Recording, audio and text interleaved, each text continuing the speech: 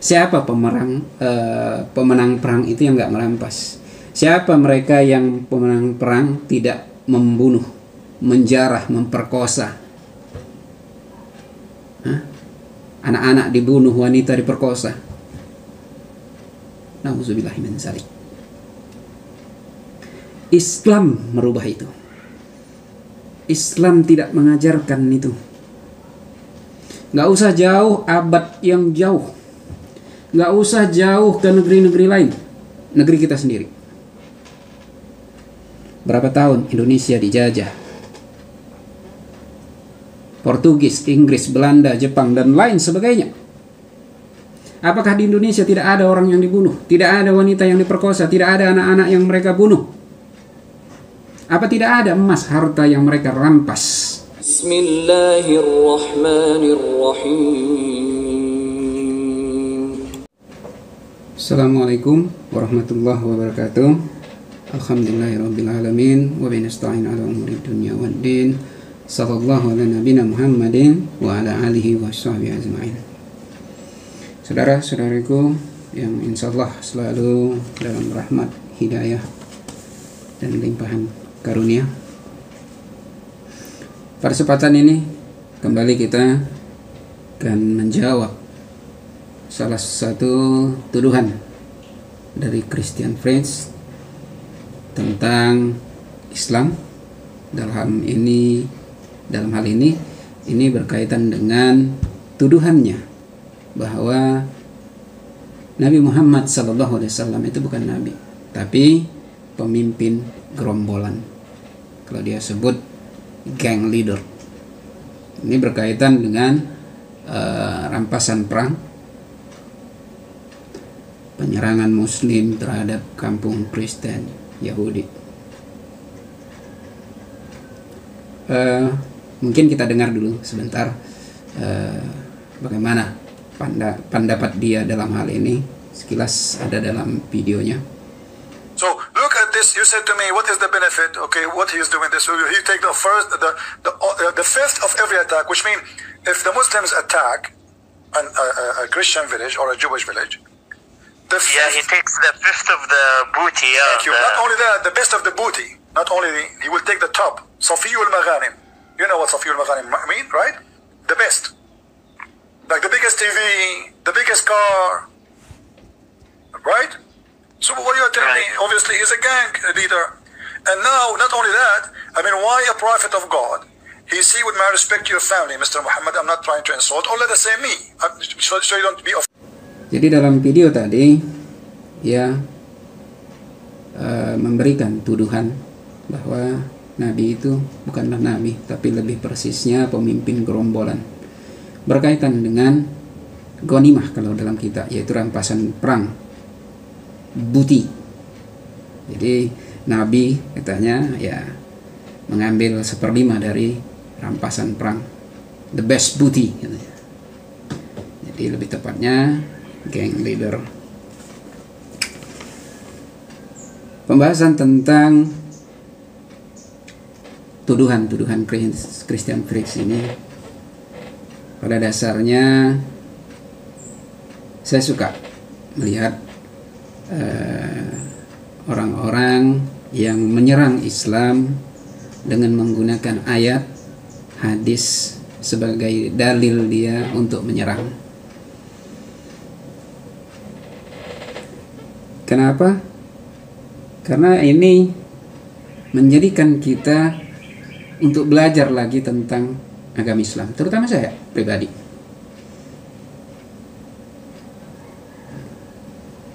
Kita mungkin sebagian lahir dari rahim keluarga yang ibu yang Islam, keluarga dibesarkan di keluarga yang Islam, tapi belum tentu saya sendiri memahami agama Islam itu secara utuh. Jadi dengan hal ini, dengan adanya keadaan ini, kita jadi bisa belajar lagi. Loh, kok gini Islam? Kenapa pandangan dia seperti itu? Kenapa dia yang menggunakan Al-Quran juga seperti bisa menghasilkan kesimpulan yang seperti itu? Malah bisa menjadi ejekan terhadap Islam. Karena memang model mereka seperti dari video sebelumnya berkaitan dengan tuduhan dia terhadap pernikahan Nabi dengan Ummul Mukminin Zainab bin Jahsy radhiyallahu anha, bahwa model tafsir mereka menyerang mereka ya memang karena mereka mengambil ayat-ayat, potongan-potongan ayat, dalil yang memang mendukung daripada tuduhan mereka. Jadi mereka tidak meletakkan Al-Quran sebagai sumber kebenaran, tapi hanya pembenar daripada sikap mereka, pembenar dari prasangka mereka, pembenar dari kebenaran yang mereka bentuk awalnya. Bukankah di dalam video-videonya ada yang memang murtad karena kalah debat dengan Christian Prince? Bagi pribadi saya sendiri sebenarnya kurang masuk akal. Ini bukan karena saya suka, ya sukanya itu bukan karena ini. Tapi kalau soal itu rasanya kurang masuk akal jika orang kalah debat itu bisa langsung murtad. Karena biasanya orang yang kalah debat itu akan timbul sama dia untuk belajar lagi bagaimana bisa dia menang debatnya gitu loh. Itu biasanya kalau orang yang berilmu. Kalaupun dia orang yang tidak tahu, katakanlah dia awam terhadap suatu masalah yang dibahas seperti oleh Christian Prince, tentu dia akan mencari referensi yang lain, nggak terima mentah-mentah. Dia akan tanya lagi ustadz yang lain bagaimana pandangan ustadz tentang yang dipersoalkan dari Christian Prince ini. Jadi nggak mentah diterimanya. Jadi tidak mudah sebenarnya orang yang ketika dipaparkan itu langsung berubah, belum tentu. Ada, ya mungkin adalah satu-satu yang memang tidak mau tahu dan mungkin memang pemikirannya juga sudah lain. Tapi kalau orang yang berilmu tentu dia akan mengambil perbandingan bagaimana ustadz, bagaimana tokoh orang-orang Islam membahas ini, dan pandangan lebih dalam lagi kalau dia berilmu tentu dia akan kaji dari Al-Quran hadisnya sebenarnya karena apa. Karena bisa jadi kita baca ayat yang sama tapi dengan niat pikiran yang beda, hasilnya bisa beda. Karena ini alasan kedua kenapa saya suka orang menyerang Islam dengan menggunakan ayat dan hadis, karena ini bukti karena dia tahu kebenaran Al-Quran, makanya dipakainya. Dia tahu kebenaran Al-Quran, tapi dia tidak mau meyakini, tidak mau mengakuinya. Karena dipakainya ayat Al-Quran untuk mengakui, untuk membenarkan keimanannya. Lihat aja video-video dunia. Dia gunakan ayat-ayat Al-Quran untuk membenarkan keimanannya. Ini kan sama, dia tahu kebenaran Al-Quran tapi tidak mau mengakuinya, bahkan menjelekkan Al-Quran. Ini logikanya, ini yang kurang pas. Ini sama seperti tabiatnya orang Yahudi. Orang Yahudi ketika zaman Nabi SAW dan zaman Nabi-Nabi sebelumnya juga. Di zaman Nabi SAW sebelumnya, orang-orang Yahudi itu pindah ke Madinah karena tahu akan ada Nabi yang muncul di Madinah. Makanya mereka datang ke Madinah. Jadi mereka ingin tahu Nabi akhir zaman itu seperti apa. Tapi ketika udah muncul Nabi Muhammad SAW, mereka tidak mengimaninya. Sama seperti dengan sikap mereka dengan umat, dengan orang-orang tua mereka, nenek moyang mereka di zaman Nabi sebelumnya. Bahkan sebagian dari mereka itu mereka dustai, mereka bunuh. Sampai Allah berfirman, itu ada di surat Al-Baqarah, A'udzubillahi minasyaitonirrajim, afa kullama ja'akum rasulun bima la tahwa anfusukum istakbartum wa fariqan kadzabtum wa fariqan ta'turun.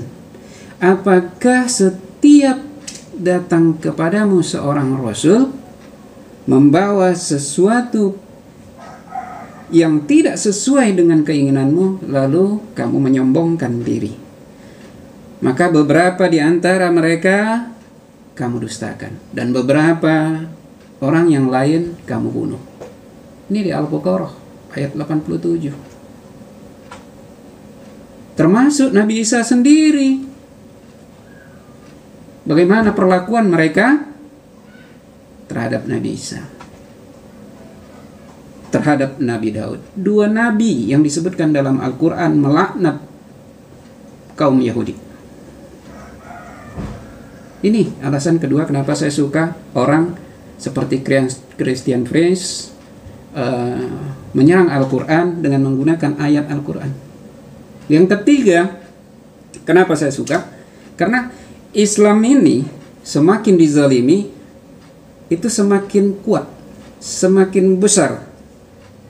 Karena iman umat ini itu akan semakin kokoh karena adanya pendosa. Nabi SAW menyebutkan, Innallaha yu'ayyidu dina birrajulil fajir. Sesungguhnya Allah mengekohkan agama ini dengan perantaraan orang yang fajir, yaitu orang-orang yang berdosa. Jadi tuduhan Christian Pierce ini insya Allah itu akan menguatkan, mengokohkan iman orang-orang Islam, umat Islam. Bukan jadi murtad, enggak. Lihat bagaimana di dunia barat saat ini Islam itu semakin berkembang. Kenapa? Karena Islamophobia itu kuat di sana. Islam dizalimi. Terakhir apa?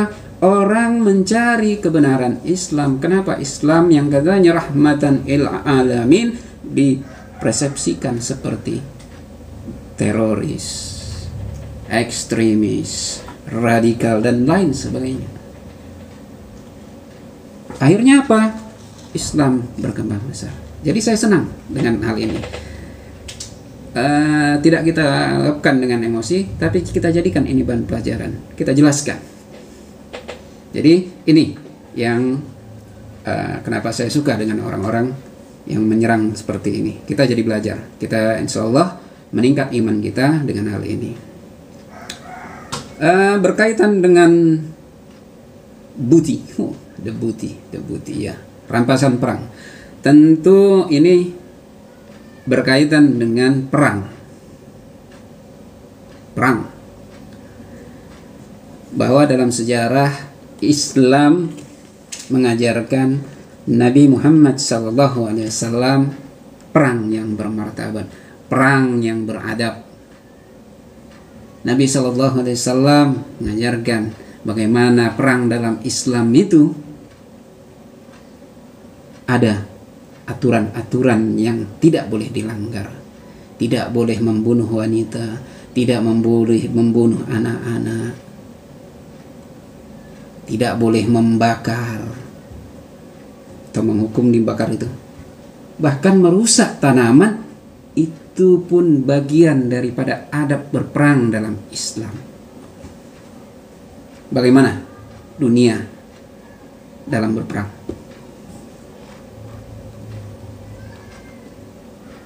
Jadi ghanimah, kalau dalam Islam kan kita kenal itu namanya ghanimah, rampasan perang, booty kalau orang Inggris katakan.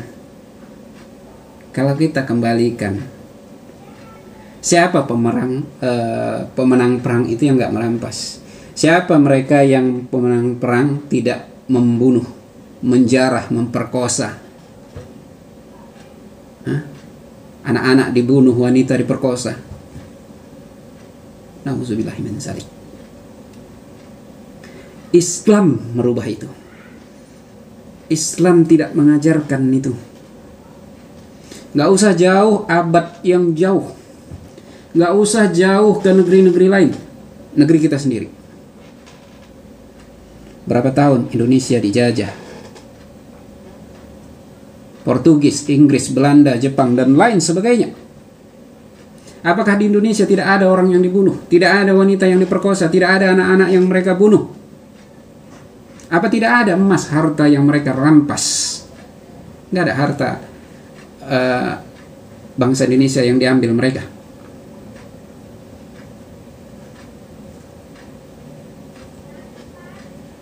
Lalu bagaimana dengan ghanimah? Rampasan perang dalam Islam. Sama seperti perang yang bermartabat, perang yang beradab. Dalam Islam, rampasan perang, the booty, ghanimah, itu kedudukannya tersendiri dalam Al-Quran dan terhormat, mulia, dijadikan satu nama surat dalam Al-Quran, yaitu Al-Anfal. Dalam ayat pertama langsung disebutkan, yas'alunaka anil anfal. Mereka menanyakan kepadamu tentang harta rampasan perang. Qulil anfalu lillahi war rasul. Katakanlah, harta rampasan perang kepunyaan Allah dan Rasul.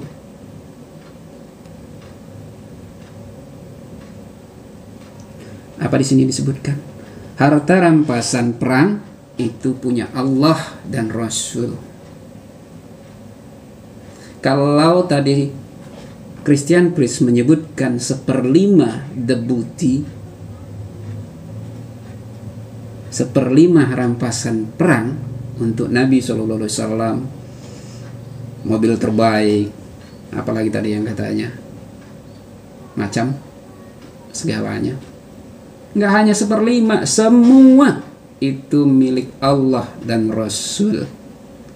Nggak ada umat yang berhak, tidak ada pasukan, tidak ada panglima perang yang bisa membagi harta sebelum dibagi Nabi SAW. Walaupun hanya kancing baju, tidak boleh diambil, dosa besar jika itu dilakukan. Hak Nabi untuk membaginya. 1/5 diambil beliau, 4/5 dibagikan kepada yang ikut berperang. Itu hukum dalam Al-Quran. Apakah yang 1/5 itu hanya untuk Nabi? Hanya untuk beliau semata? Tidak. Di ayat 41 di surat An-Anfal juga disebutkan, wa'lamu annama ghanimtum min shay'in fa anna lillahi khumusahu wa lirrasul. Ketahuilah sesungguhnya apa yang kamu peroleh sebagai rampasan perang, maka sesungguhnya 1/5 untuk Allah, Rasul,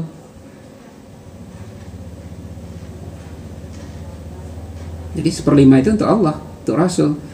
Ada tambahannya lagi, nggak berhenti hanya sampai situ.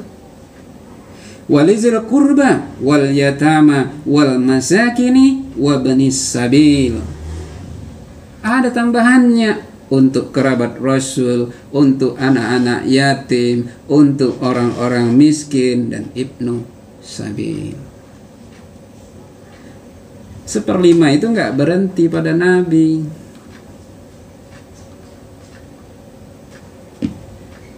Jadi 4/5 untuk pasukan yang ikut berperang. 1/5 Nabi ambil untuk didistribusikan lagi. Enggak hanya untuk pada Nabi. Dan Nabi juga membagi. Di sebuah riwayat disebutkan, ini bagaimana Nabi menahan sebuah harta, menahan harta yang dititipkan kepada Nabi. Berapa lamanya bisa kita lihat daripada hadis ini. Ini disebutkan di Musnad Ahmad. Makanya saya senang ketika orang menyerang Islam pakai dalil, kita pakai dalil juga. Cuman bedanya kita menjadikan dalil sebagai sumber kebenaran, tapi mereka menjadikan dalil sebagai pembenar pendapat mereka. Jadi merasa lebih tinggi mereka dari Allah dan Rasul. Disebutkan dari Uqbah bin Haris, ia menceritakan bahwa saya pernah sholat asar bersama Rasulullah SAW. Setelah beliau salam, beliau berdiri, lalu masuk ke dalam rumah salah satu daripada istri-istrinya. Kemudian beliau keluar dan melihat keheranan pada wajah-wajah para sahabat. Lalu beliau bersabda, pada sholat tadi saya teringat akan tibr, yaitu batangan emas atau perak. Saya tidak suka benda ini bersore atau bermalam hari pada kami, sehingga saya memerintahkan untuk dibagi-bagikan. Jadi harta yang ada pada Nabi itu nggak sampai bermalam, langsung beliau distribusikan. Ini adab Nabi.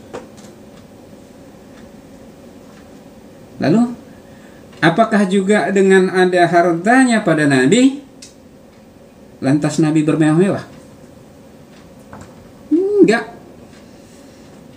Di video sebelumnya tentang menjawab tuduhan Christian Prince yang menyebutkan Nabi Shallallahu penggoda, perusak rumah tangga, seorang yang munafik.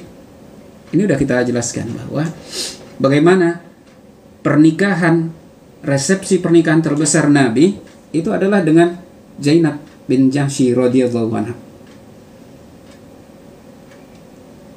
Yang walimah terbesarnya ini hanya dengan seekor kambing. Lihat, berapa istri Nabi? Walimah terbesarnya itu hanya dengan seekor kambing. Ini disebutkan di hadis Sahih Al-Bukhari. Dari riwayatnya Sabit radhiyallahu anhu. Silakan, ada di nomor hadis 4773. Baik, walimah terbesarnya dengan seekor kambing. Bermewah dengan harta ghanimah? Enggak. Bahkan dalam sebuah riwayat disebutkan bahwa rumah istri-istri Nabi itu 3 bulan tidak mengepul asap. Disebutkan dari Ummul Mukminin Aisyah radhiyallahu anha, di mana ia berkata, "Ya Urwah keponakanku, dulu kami pernah melihat hilal hingga 3 kali selama 2 bulan, sementara rumah-rumah Rasulullah SAW tidak ada yang menyalakan api." Lalu Urwah bertanya, "Wahai bibi, apa yang menghidupi kalian?" Lalu Ummul Mukminin menjawab, "Al-aswadan." Apa itu? Kurma dan air. Hanya saja Nabi SAW memiliki tetangga-tetangga dari Ansar. Mereka memiliki kambing-kambing perahan. Mereka mengirimkan sebagian susunya untuk Rasulullah SAW, dan kami minum dengan susu itu. Sahih Al-Bukhari, nomor hadis 5978. Ini kehidupan Nabi. 3 kali hilal, berarti hampir 2 bulan lebih lah ya, hampir 3 bulan. Dapur nggak hidup, nggak masak, bertahan hidup hanya dengan kurma, air, dan susu. Susu pun dari tetangga. Ini kehidupan Nabi SAW. Jadi bagaimana tudingan dengan Christian Prince yang menyebut the best booty, the best booty, the best booty, rampasan perang. Bahkan disebutkan Nabi SAW tidak meninggalkan warisan, termasuk itu dari harta rampasan perang. Ini diriwayatkan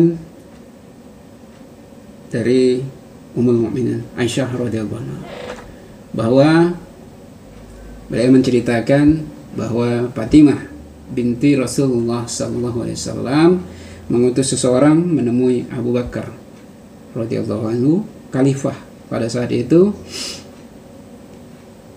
di mana meminta agar diberi bagian daripada harta peninggalan Rasulullah sallallahu alaihi wasallam yang ada di kota Madinah, di Fadak, dan 1/5 harta rampasan perang, yaitu dari perang Khaybar.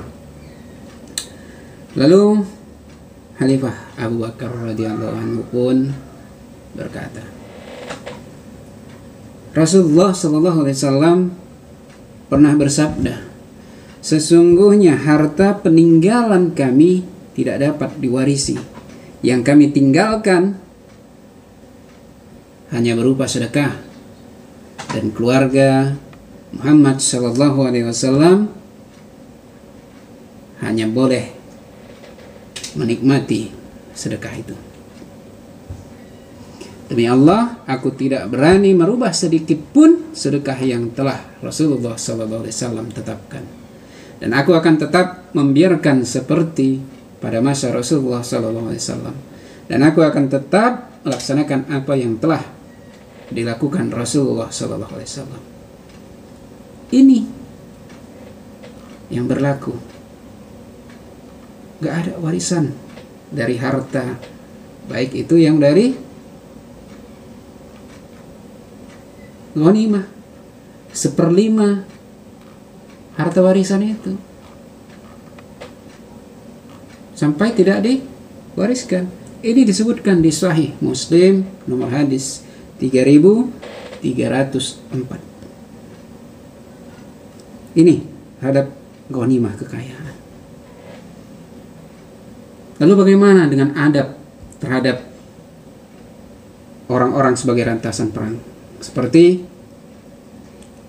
wanita, anak-anak, dan orang-orang yang menjadi tawanan? Disebutkan dari Ibnu Umar radhiyallahu anhu berkaitan dengan Bani Nadir dan Bani Khuraizah yang hendak menyerang Nabi sallallahu alaihi wasallam, maka Bani Nadir pun diusir dari Madinah. Begitu, namun Bani Khuraizah tetap. Namun Bani Khuraizah mengulah juga memerangi Nabi sallallahu alaihi wasallam. Maka beliau pun menghukumi mereka membunuh laki-laki mereka, karena mereka berkhianat dalam perang, bukan hanya dalam damai. Dalam perang mereka melakukan hal itu. Ketika pasukan Nabi sallallahu alaihi wasallam mempertahankan kota Madinah, mereka malah berkhianat dari dalam. Namun bagaimana dengan ghanimah? Bagaimana dengan wanita, anak-anak, harta benda mereka? Bagi mereka yang menemui Nabi sallallahu alaihi wasallam untuk minta jaminan dan masuk Islam, Nabi bebaskan. Namun yang lain Nabi keluarkan dari Madinah. Terhadap wanitanya, Nabi melarang orang-orang untuk menggauli. Tidak halal orang beriman kepada Allah dan hari akhir menyiramkan airnya pada tanaman orang lain. Artinya, walaupun wanita rampasan perang itu adalah statusnya budak, tapi tidak halal bagi orang mukmin untuk menggauli wanita yang sedang hamil. Lalu menggauli wanita sampai ia mengalami haid, tidak halal bagi orang mukmin. Begitu juga menjual rampasan perang sampai dibagikan, enggak halal. Ada adabnya dalam Islam. Tapi apa yang terjadi ketika perang di luar umat Islam? Pembunuhan, penjarahan, pemerkosaan langsung terjadi di mana-mana. Terhadap wanita, umat Islam tidak. Umat Islam membiarkan wanita yang hamil sampai dia melahirkan. Membiarkan wanita sampai dia haid dulu. Karena apa? Islam menjaga nasab. Tidak boleh bercampur.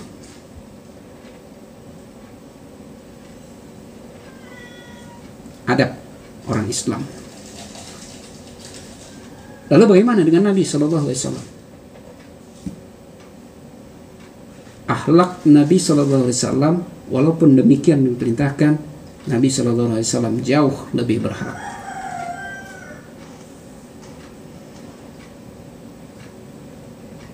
Bahkan Nabi Sallallahu Alaihi Wasallam di dalam perang itu juga terdapat satu tawanan yang bernama Safiyah radhiyallahu anha. Beliau adalah Bani Yahudi. Beliau bebaskan, dan pembebasannya itu jadi maharnya, dan beliau nikahi kedudukan wanita dalam Islam. Beliau hormati. Nih disebutkan juga di Sahih Al-Bukhari. Jadi kalau Christian Priest memang meyakini dengan hadis-hadis, kita pakai memang hadis sama. Jadi kalau disebutkan Nabi Shallallahu Alaihi Wasallam bebas tanpa mahar, tanpa bayar, dalam hal dengan kasus Ummul Mukminin Zainab bin Jahsy, memang iya. Itu penghususan dari Allah, dinikahkan langsung oleh Allah tanpa mahar. Yang melamarkan juga mantan suami, anak angkat beliau, Zaid bin Harithah. Dalam kasus yang berbeda, ada dalam pembahasan video sebelumnya. Silakan. Ini dalam Islam. Jadi adab berperang, rampasan perang, itu Nabi Shallallahu Alaihi Wasallam contohkan yang terbaik. Bisa kita lihat contohnya juga bagaimana ketika Nabi Shallallahu Alaihi Wasallam membebaskan kota Mekah. Orang yang berlindung di rumah, orang yang meminta perlindungan kepada Abu Sufyan tidak diganggu. Bagaimana perang-perang yang lain? Orang berlindung di rumah, rumahnya dibakar. Anak wanita dibunuh. Wanita diperkosa di tempat. Nauzubillahi min dzalik. Jauh daripada adab Islam. Gak usah contoh yang jauh. Bagaimana Salahuddin Al-Ayyubi ketika membebaskan kota Syam, negeri Syam, membebaskan Yerusalem. Apakah beliau membalas perlakuan pasukan salib sebelumnya? Bagaimana mereka memasuki negeri itu, membunuh semua umat Islam? Tidak.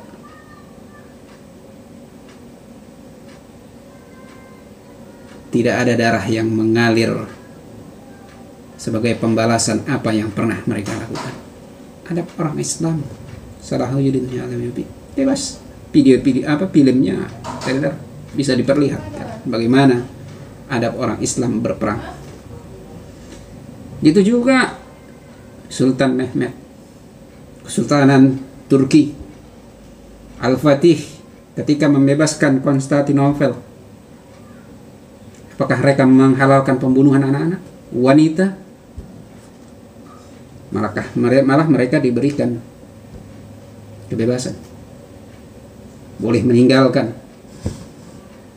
Bahkan Hagia Sophia yang kemarin diributkan karena Presiden Turki Erdogan merubahnya kembali menjadi masjid, karena sebelumnya dirubah oleh Atatürk dari masjid menjadi museum, dan Presiden Erdogan merubahnya lagi menjadi masjid kembali. Bagaimana sejarahnya Masjid Hagia Sophia? Itu Sultan Mehmed Al-Fatih membelinya dari kaum Kristen Ortodoks. Tidak merampas. Beliau beli dengan hartanya pribadi. Bahkan setelah dibeli, ornamen yang di dalamnya salib dan ornamen lainnya itu nggak mereka hilangkan. Ini bentuk penghargaan Islam terhadap umat yang lain. Ini adab Islam, sekalipun dalam perang, adab tetap umat Islam jaga. Jadi ketika Kristen Peirce menyebut bahwa Nabi Muhammad SAW bukanlah Nabi, hanya lebih pantas disebut gang leader atau pemimpin gerombolan, sungguh jauh dari hal itu, dan tidak sedikit pun bisa tercermin di situ. Jauh lah, sungguh tidak berdasar tuduhan itu. Mudah-mudahan ini bisa menjawab sedikit tuduhan tersebut dan kembali kepada kita. Mari kita menjadikan Al-Quran, Sunnah itu sebagai sumber kebenaran, bukan membenarkan daripada pendapat kita. Pelajari Al-Quran dengan ilmu Al-Quran, gitu juga dengan sunnahnya. Bukan kita berpendapat terlebih dahulu, baru kita cari pembenarannya di Al-Quran dan hadis. Kalau itu, jalan ke neraka pun kita dapatkan kalau mau cari dalilnya. Mudah-mudahan kita termasuk orang yang istiqomah di jalannya, saling kita menjaga. Mudah-mudahan kita termasuk orang-orang yang selalu mendapat rahmat, hidayah, dan karunia-Nya. Amin ya rabbal alamin. Billahi taufiq wal hidayah. Assalamualaikum warahmatullahi wabarakatuh. Terima kasih. Untuk download buku bisa langsung melalui website Hikmah 313, dan untuk saran, kritik maupun pertanyaan dapat melalui kolom komentar. Dan untuk dapat mengikuti video-video selanjutnya, silakan untuk subscribe dan hidupkan notifikasi loncengnya. Billahi taufiq wal hidayah. Assalamualaikum warahmatullahi wabarakatuh.